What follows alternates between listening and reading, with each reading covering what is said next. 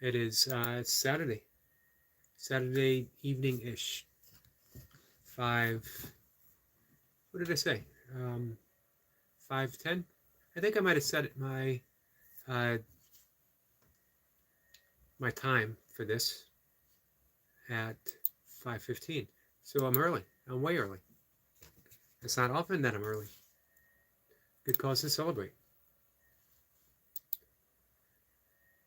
So let's see. Sorry, guys. Taking advantage of not having anyone here right now. But just, I'm going to cruise around YouTube for a minute. I haven't seen our friend Noble live for a bit.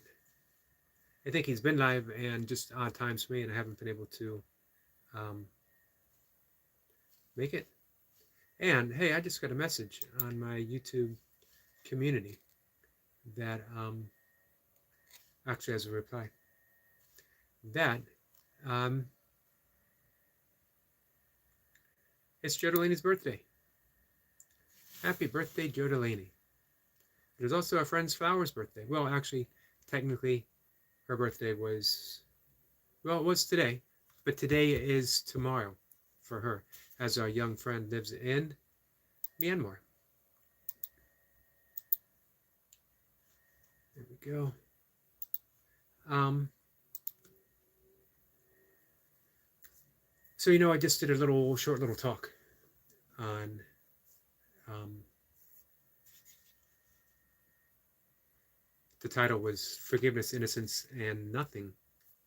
Oops, I need to fix that. I got nothingness, and it should be nothing. This is from A Course in Miracles. The introduction to A Course in Miracles. Let's read the whole thing. Let me bring the whole thing up. What I talked about was the first line. We're going to do some work. Since it's just me and you, and by you I mean just me, we're going to, here we go.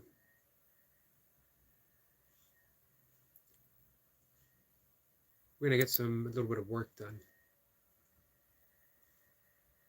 as there's no one else yet here.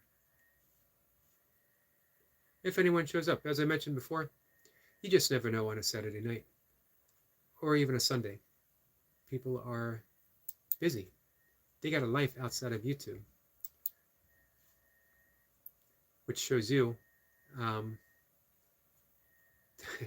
where my life is right now. It's not that I don't have a life outside of YouTube. It's that YouTube is incorporated within my life, and I enjoy it very much. It's become part of my practice, to be honest with you.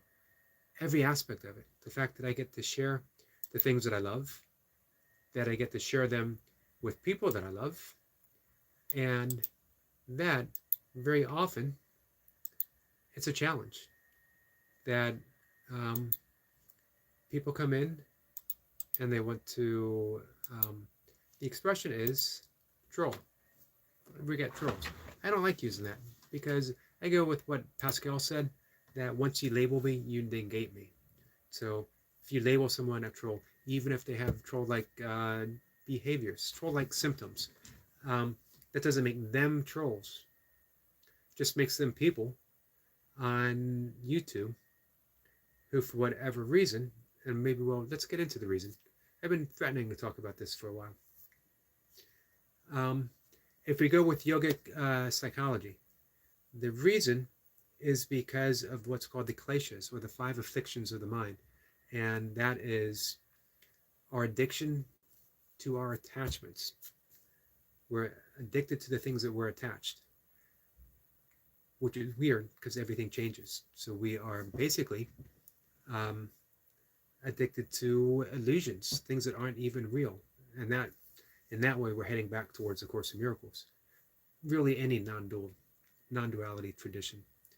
And then we have our addiction to our aversions. We don't want what we don't want. It sounds pretty simple, right? Except the fact that our life is pushed and pulled in these directions by the mind without us even being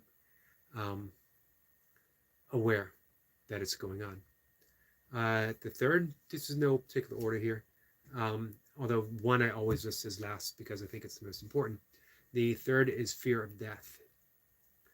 And it plays out in so many, it's the third time I've used this word today, insidious aspects of our life. And we don't even realize it. That's the nature of all the afflictions of the mind. And then the fourth is the belief in our limited self, our belief that we are nothing more than an ego, that the ego isn't just a thought-filled experience in the mind, that is an actual thing, an entity, and that we are that. And we're not. The fifth, and the one that I always mention last, which I think is most important, is ignorance. That we are ignorant of all of that happening. We're caught in mind stuff. We are caught up in the mind stuff, and we never realize the spaciousness of who we really are. And when we're caught up in that mind stuff, there's no room to maneuver. So we react and we react and we react. We're never responsive. But when we're spacious, when we relate to our true selves, then we got room to be responsive. Then we got room to maneuver. Then we don't have to react. Now we're back into A Course in Miracles. A Course in Miracles tells us that we remain in a virginal innocence. There was no removal from the garden. We never stepped from the garden. Even we were never naked before the eyes of God in a shameful way. It never happened. It was, and A Course in Miracles cosmology, that we never left the garden, that we had a crazy idea that we were separate from God. And the idea was so crazy that we forgot to laugh. We forgot to remember to laugh. Meaning that we are dreaming the world into existence. That's the non-dual tradition behind A Course in Miracles. We are dreaming the world into existence, which we know from quantum physics. I always use my desk as an example. That this desk, for one, we go with Nagarjuna from Buddhism, and he talks about the emptiness of things. There's no actual thing separate from other things. If I were to take this desk and disassemble it or unassemble it, and doesn't matter, it wouldn't resemble a desk anymore. It would just be parts that maybe a clever person could look at and say, well, that could be a desk, but it's just parts nonetheless. So that's one way of looking at emptiness. Another way is if I took a nuclear microscope and I looked at this desk, I would see infinite space, 99.99 whatever emptiness between the particles. And even within particles, they can be reduced.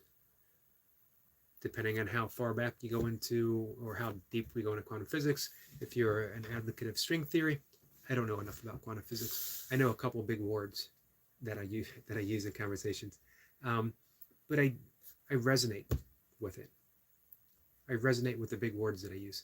I love the concept of string theory because it seems to correspond with a lot of lessons in Kashmir Shaivism,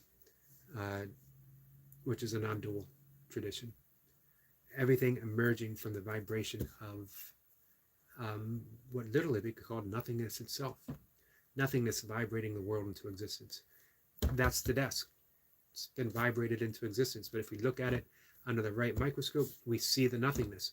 And yet somehow it's still real because I stub my toe in it almost every day, a couple times a week at least. So how's that for a paradox? The desk can be disassembled and it's no longer a desk. The parts of the desk can be reviewed and it's no longer even parts. It's nothingness. So what A Course in Miracles says is, and in that nothingness, by the way, is true innocence. What can harm? Nothingness. A Course might say that nothingness is soul. We can get rid of religious language if people don't like it. It's steeped in A Course in Miracles, but A Course in Miracles isn't Christian. It's a non-dual tradition that uses the language of Christianity, but it doesn't necessarily mean that it is Christian tradition. So, Within our spaciousness lies our innocence. Within our innocence lies our spaciousness. Nothing can harm spaciousness. Nothing real can be threatened. If in reality, true reality, we are that innocence, we are that nothingness, what can harm us? If we can be threatened, if a voice, we don't even hear the voice, if someone types a comment in a YouTube live stream and suggests that we are anything, that we are an appearance, that we are, I'm going to bring up my desktop here. It's easier for me to look at if we ever get any guest, if you get one today. So the Course is saying, look deeper, because you feel threatened. So if nothing real can be threatened, then nothing is happening. And if I reply with an ego, it's my attempt, my ego's attempt to make it real so that I can respond to it accordingly, which means that I can get angry, that I can be justified in my resentment. And it's the same with the other person, whoever that might be. Whatever they're doing is simply a reaction from the ego saying, I'm real. Recognize me. Look how clever I am as an ego. Look how funny I am. Look how I can insult you and get away with it. However, my strength, my power, and your strength and your power is in our defenselessness. We don't defend because it's not real. If you had an imaginary friend as a child, if you have an imaginary friend now, and you visualize them and they came swinging at you, would you fight back? If your imaginary friend called your name, would you take it seriously? There you go. That's the YouTube troll. I'm going to do my bunny ears experience. The people on the other end aren't real. They certainly might seem real. The egos tell them that they're real, but it's the ego that is demanding, hey, I need you to take. The only role of the ego is to justify its own existence, and it'll do so in any means it's capable of. Let's see. I don't know why my chat is disabled, and I don't know how to enable it. Let's see if I can fix it.